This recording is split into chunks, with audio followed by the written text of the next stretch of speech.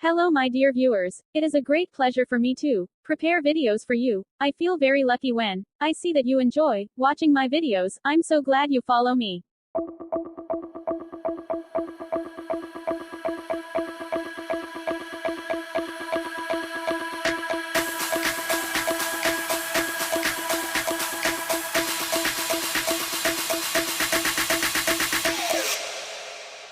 You